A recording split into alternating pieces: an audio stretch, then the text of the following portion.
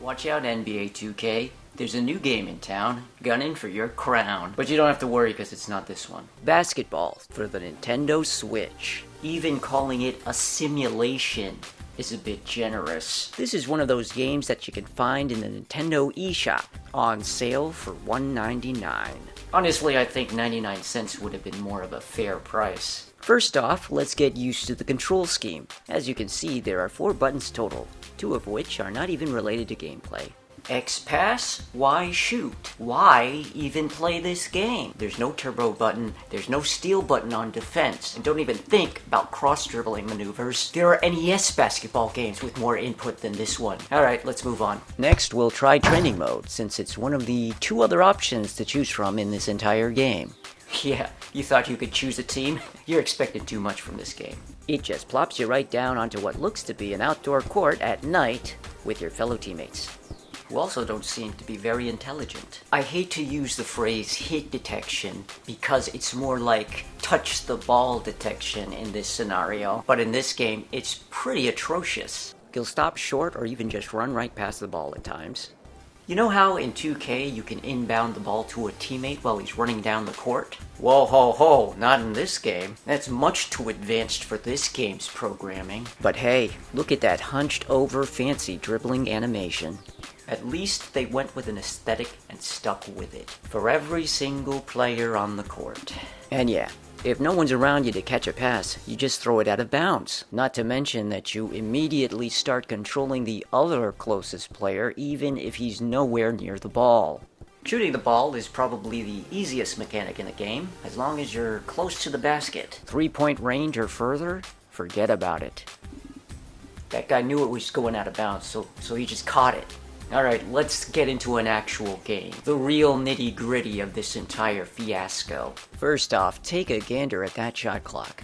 What kind of a clock even is this? Those aren't seconds or minutes it's counting. There's some kind of time units. And it's counting up, not down.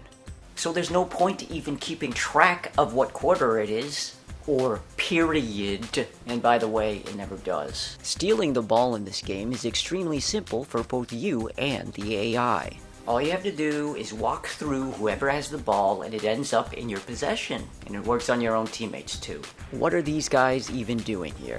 Having a team huddle? This isn't a timeout, fellas. Come on, keep playing. It's incredibly easy to stay ahead of your opponent. You just walk through whoever has the ball, run down court, and take a close to mid-range shot, and it's an automatic bucket. There's really nothing to it.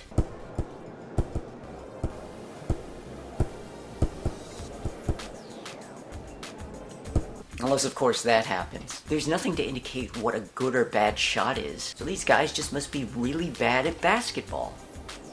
Oh yeah. And if you're trying to inbound the ball and your teammate's also out of bounds, there's no violation.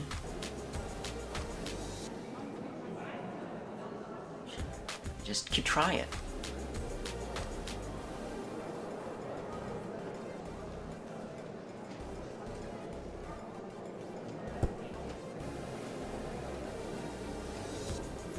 Well, that's one scenario. The ball falls out of the sky and the player headbutts it like it's a game of soccer. Well, I don't know what else this game has to offer. It's already been 35 time clock units in game. All I know is that when the clock strikes 40, the game's over.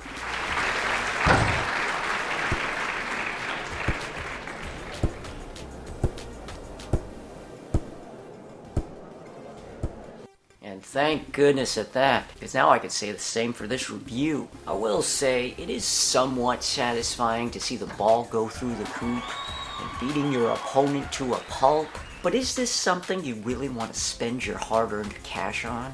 I wouldn't think so. But I'm not you, I can't read your mind, so go think about it somewhere else, okay?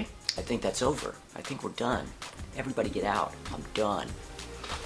Poop!